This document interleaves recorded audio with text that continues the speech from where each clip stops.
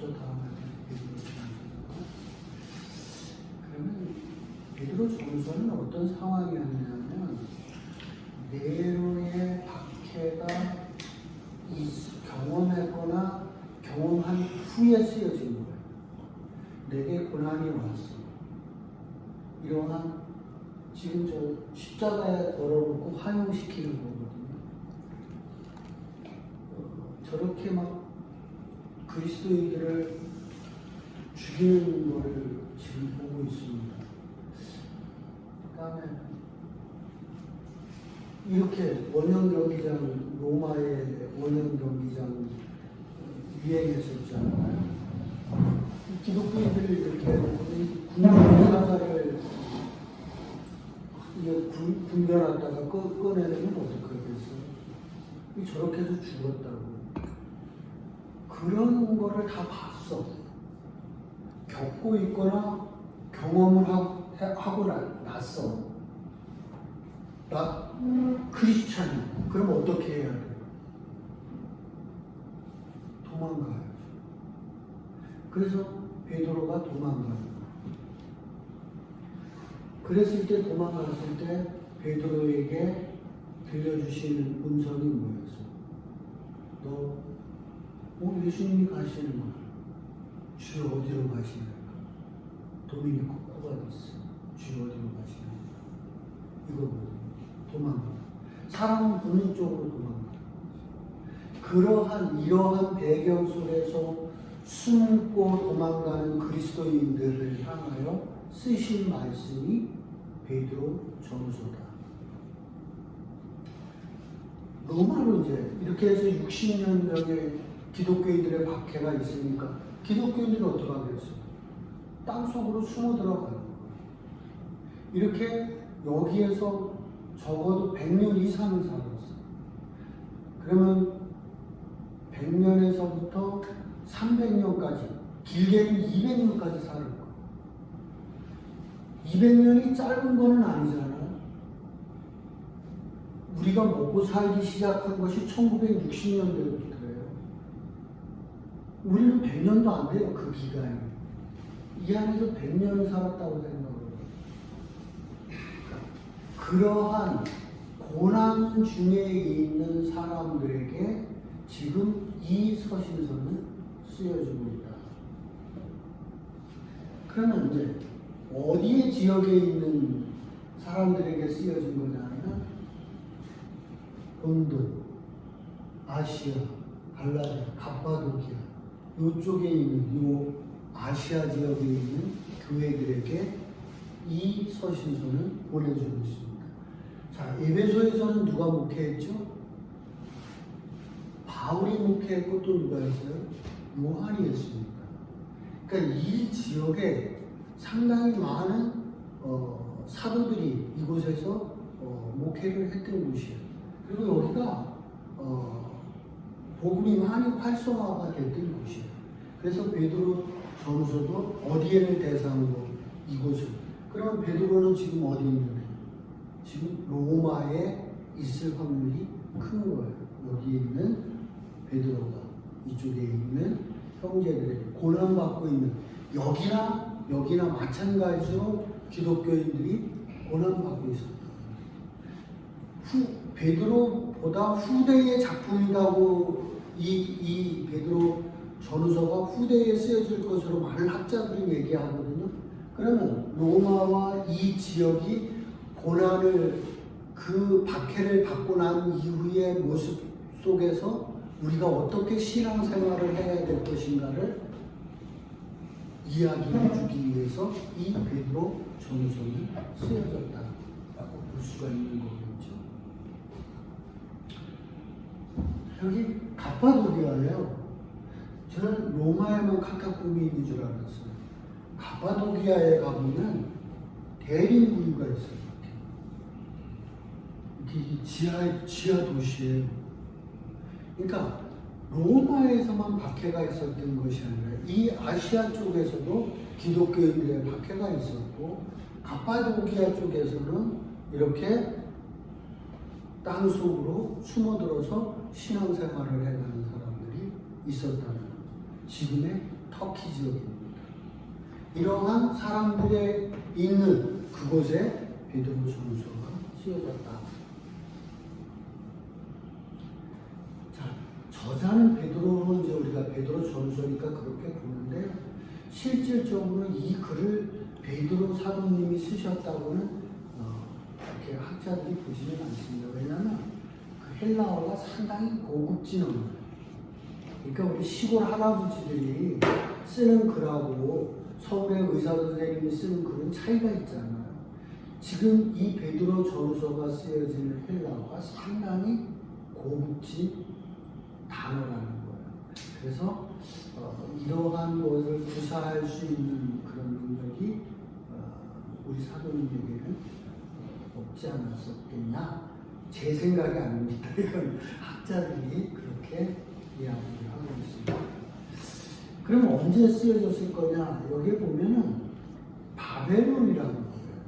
근데 이 바벨론은 이제 이 저자가 로마를 빗대서 한 것이 아니냐라고 이야기를 하는 거예요.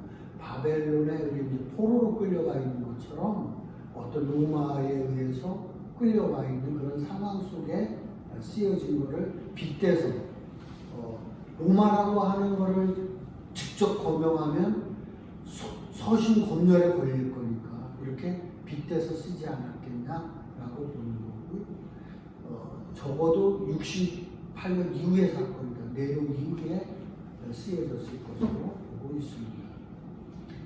이제 저는 1장을 보면 1장에서 우리가 보면 모든 것들이 다 해결된다고 생각을 합니다. 베드로 전서 1장을 한번 1장만 분석을 해보겠습니다. 1장 전체를 우리 먼저 교독을 하도록 하겠습니다.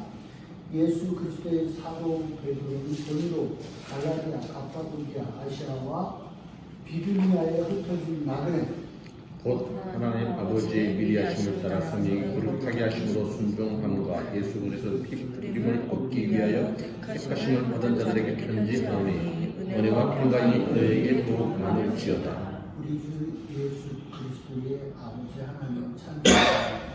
그의 많으신 긍휼들을 예수 그리스도를 주님 가운데서 부활하게 하심으로 말미암아 우리를 거듭나게 하사 사한 소망이 있게 하시니 썩지 않고 더럽지 않고 취하지 아니하는 유업을 있게 하시니 곧 너희를 위하여 하늘에 장식하신 것이라. 너희는 말세에 나타내기로 예비하신 공을 얻기 위하여 믿음으로 말미암아 하나님의 능력으로 구하심을 받았느니라.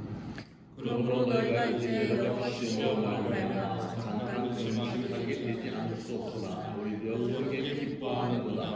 너희 믿음의 확실한 그를 연단하여도 없어질 것보다 더 귀하여 예수 그리스도께서 나타나실 때의 칭찬과 영광과 존귀를 얻게 할 것입니다.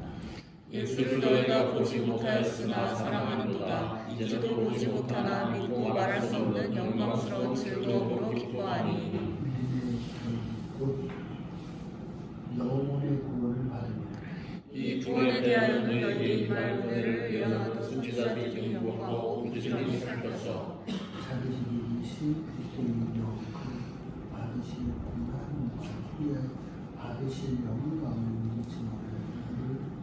또는 어떠한 때를 지시하시는지 상고하니라. 이 섬긴 바가 자기를 위한 것이 아니요 너희를 위한 것이니 계시로 알게 되었으니 이것은 하늘로부터 보내신 성령을 힘입어 복음을 전하는 자들로 이제 너희에게 알린 것이요 천사들도 살펴보기를 원하는 것이라. 그런데 우리 마음의 허리를 두고 근신하여 예수 그리스도께서 나타나실 때에 너희에게 가져다 주실 은혜를 온전히 바랄지어다. 너희가 순종하는 자식처럼 전에 알지 못할 때에 따르던 너희 사역을 본받지 말고 오직 너희를 부르신 거룩한 이처럼 너희도 모든 행실에 거룩한 자라. 기록되었으되 내가 거룩하니 너희도 거룩할지어다 하셨느니라. 보지 않고 보시지 않고 각 사람의 행위대로 심판하시는 분을 너희가 아버지라고 부르짖 너희가 나그네로 있을 때를 두려움으로 지내지 왕이 물려준 헛된 행실에서 대속함을 받은 것은 이런 같이 없어질 것으로 된 것이 아니요 그리스도의 보배로 피로된 것입니다. 그는 창세전부터 미리 알린 바 되시니나 이 말씀에 너희를 위하여 나타내신 바 되었으니 너희는 죽은 자 가운데서 살리시고 영광을 주신 하나님을 그리스도의 로 말미암아 너희와 소망을 하나님께 있게 하셨느니라. 너희가 진리를 순종함으로 너희 영혼을 깨끗하게 하여 거짓이 없이 형제를 사랑하기에 이르렀으니 마음으로 뜨겁게 서로 사랑하라. 너희가 거듭난 것은 썩어져 시로된 것이 아니요 썩지 않을 시로된 것이니 살아있고 항상 있는 하나님의 말씀으로 되었느니라. 그러므로 모든 육체는 불과 같고 모든 영광은 불의 것과 같으니 마르고 성소를 주되 우리 함께 합니다. 오직 주의 말씀은 세습으로 이끌어가 하였으니 너희에게 전한 복음이 복이 말씀입니다. 생각해볼까요? 일장을 좀 분석해보면 지금 그들이 직면하고 있는 것이 1장 6절 1장 6절 한번 읽어주실까요? 그러므로 너희가 이제 여러 가지 시험으로 말미암아 잠깐 근심하게 되지 않을 수 없으나 오히려 크게 기뻐하는도다. 환난이 왔어요. 환난이 왔어. 그러면 내게 이거를 다른 걸로 우리 성경으로 보지만 우리의 삶으로 한번 보세요. 나에게 누구에게나 찾아올 수 있는 거예요. 환난. 꼭 뭐 신앙적인 환난만 생각하지 마세요. 우리 삶에서 환난이 오면 우리 어떻게 해요? 거기에서 벗어나려고 몸부림치잖아요. 우리 그리스도인들은 어떻게 해야 되겠는가? 환난이 왔을 때 그 얘기를 들려주는 거예요. 몸부림치는 것이 아니라 우리는 전능하신 천지를 창조하신 하나님을 믿고 있잖아요. 멀리 내다보고 여유를 좀 가져보라는 거예요. 지금 그 고난이 막 찾아오고 있었잖아요. 두렵고 막 떨리잖아요. 도망가고 막 그러잖아요. 좀 우리가 하나님을 바라보면서 좀 인내하면서 우리가 상황을 보자. 지금 볼까요? 1장 13절 그들의 상태를 한번 볼까요? 그러므로 너희 마음에 허리를 동이고 근신하여 예수 그리스도께서 나타나실 때에 너희에게 가져다 주실 은혜를 온전히 바랄지어다. 환난이 왔어요. 뭐 하라고? 아니 뭐 하라고 그랬어? 그 말씀. 마음에. 허리를 동이고 우리 쉽게 얘기하면 우리말로 정신 바짝 차려야죠. 환난이 왔을 때 힘들다고 해가지고 술로 세워버리면 인생 망가집니다. 환난이 왔을 때 정신 바짝 차리라는 거예요. 마음을 동해야죠. 그냥 하나님만 믿고 가만히 또 있는 것도 아니에요. 정신을 바짝 차려야 돼요. 그러면서 정신을 바짝 차리고 하나님을 믿으면서 하나님께서 어떻게 펼쳐가실까 소망을 갖고 인내를 가지면서 예의주시하면서 보라는 거죠. 사람들은 어떻게 해요? 세상 사람들은 환난이 오고 그것이 직접으로 찾아오고 심한 스트레스를 받는 거예요. 이것은 일반적으로 세상 사람들의 모습들이에요. 그러나 우리는 하나님을 믿고 정신을 바짝 차리고 소망을 갖고 인내하면서 상황을 지켜보는 것들이 우리에게 필요하다는 거죠. 2장 9절.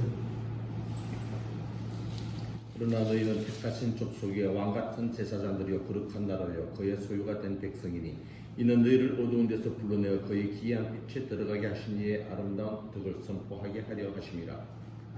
결국 우리가 이런 문제를 극복하고 나가야 된다는 거죠. 이 극복해 가는 방법이 있는데 이 세상 사람들은 누구를 찾아가요? 내가 알고 있는 사람들에게 막 찾아가가지고 난 문제가 생겼는데 해결해달라. 근데 우리는 어떻게 해결해요? 하나님께 의지해가면서 여기 왕같은 제사장 서로 동료들에게 도움을 요청해가면서 기도 동역자들 아니에요. 우리 같은 신앙의 무리들하고 같이 기도해가면서 우리를 극복해가. 여기서 2장 9절이 중요한 거예요. 우리가 내 혼자만 해결해가는 것이 아니라 우리는 형제잖아. 문제가 생겼다. 가족이 해결해야 되잖아. 우리는 신앙의 동역자들이잖아. 문제가 생겼다. 2장 9절처럼 그냥 말로만 형제 하는 게 아니야. 같이 신앙적인 문제를 극복해가요. 지인을 찾아가고 누구에게 도움을 요청하고 막 그러는 게 아니라 신앙적인 나의 형제들, 신앙의 무리를 가지고 있는 육적인 형제가 아니라 신앙적인 뿌리를 두고 있는 사람들과 이 문제를 해결해 간다. 1장 7절에 말씀. 너희 믿음의 확실함은 불로 연단하여도 없어질 금보다 더 귀하여 예수 그리스도께서 나타나실 때에 칭찬과 영광과 존귀를 얻게 할 것이니라. 문제가 해결됐어. 세상 사람들은 좋은 경험했다. 많은 유익을 얻었어. 그렇게 얘기를 해라. 근데 우리는 뭐하라는 거야? 이 사건이 나에게 주는, 또 우리 성도들에게 준 유익이 뭐였는지 간직해 가. 내가 복음을 써가야 된다. 그것이 나에게 고난이 주는 유익이 있었다. 아니면 우리가 참 이런 일이 있었는데 내가 도움을 요청하고 기도를 요청해 주는데 같이 해줘서 나는 너무나 감사해. 나의 문제에 여러분들이 이렇게 협조해 주셔서 너무 고맙다. 많이들 순교했었잖아. 자식들 어떻게 해요? 그냥 있는 거예요, 애들. 누가 돌봐줘야 할 사람이 없잖아. 그러니까 초대교회는 어떻게 했어요? 다 돌봐줬거든. 우리 남편이 저렇게 순교를 했는데 내 참 먹고 살기가 난감했고 애들 키우기가 난감했고 여러분들이 누구를 진짜 아들처럼 딸처럼 해준 것이 나에게 감사하다. 슬픔도 있었지만 큰 위로가 됐다. 마지막 간증이 있어요. 베드로 전후서가 주는 이 고난을 우리가 어떤 방법으로 풀어가야 되는지가 이 베드로 전후서에 담겨있다. 고난 받을 때 꼭 읽어보죠. 힘들 때는 읽어보죠.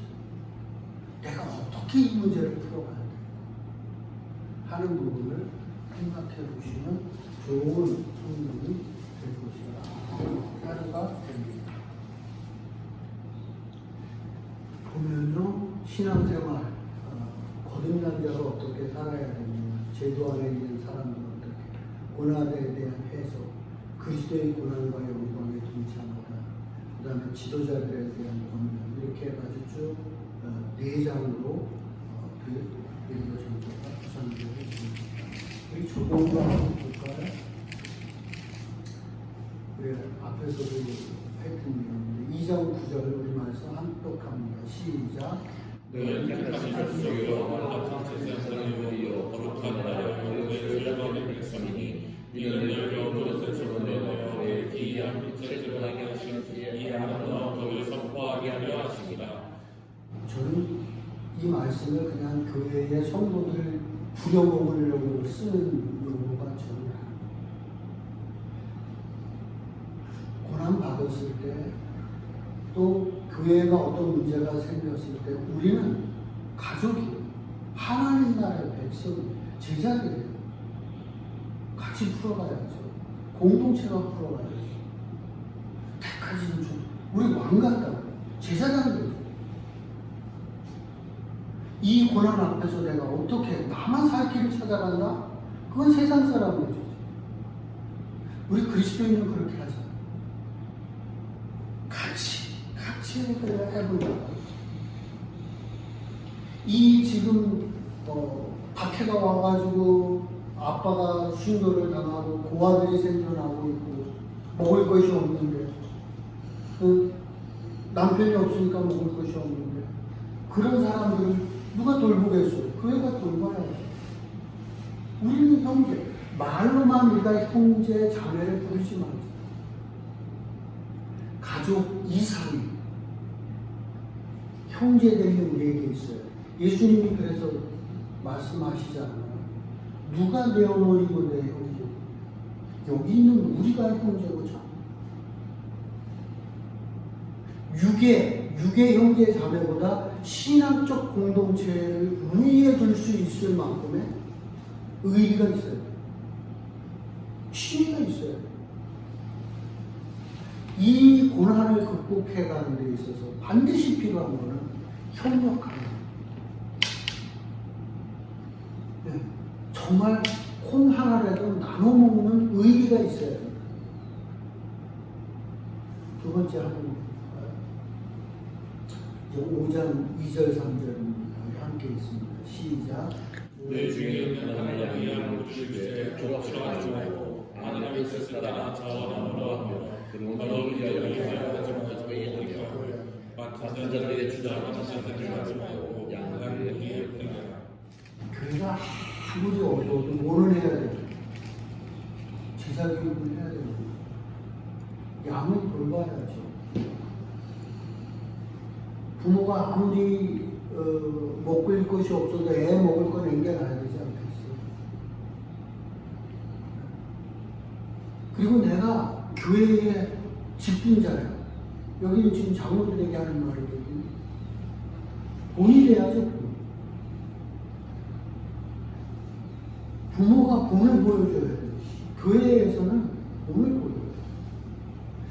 교회가 어려움이 왔을 때는 반드시 누가 필요하느냐?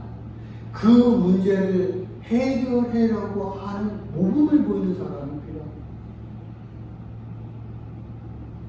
어려운데 다 손가락질하고 판 깨자는 거야?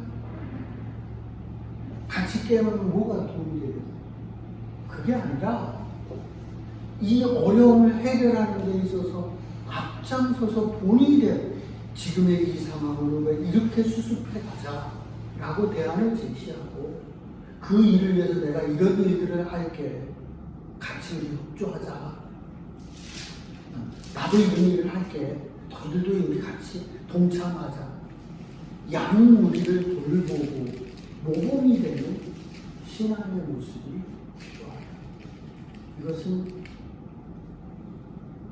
베드로 그 시대의 모습에서는 지금 우리의 모습이 동일하게 필요한 말씀이다 라고 생각을 합니다. 많은 것이 있지만 시간이 9시가 돼서 정리하도록 하겠습니다.